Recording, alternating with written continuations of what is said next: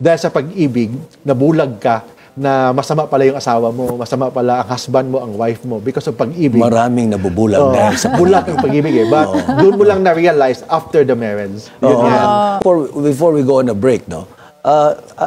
Sa tingin mo, ano kaya ang role ng OOSG? How should it evolve in the light of the Supreme Court's decision with regards psychological incapacity in the Andal case?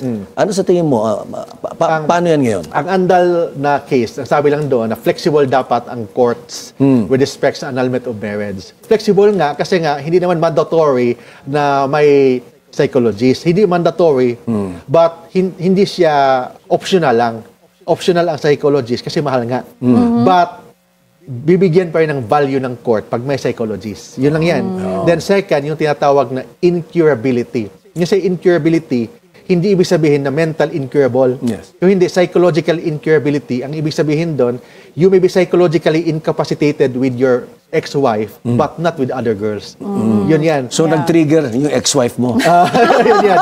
So, another, yung tinatawag Nag-trigger. na judicial antecedents, yung history mo. Minsan kasi, dahil sa pag-ibig, nabulag ka, na masama pala yung asawa mo, masama pala ang husband mo, ang wife mo, because of pag-ibig. Maraming nabubulag dahil sa bulag ang pag-ibig eh. But doon mo lang na-realize after the marriage. Yun yan.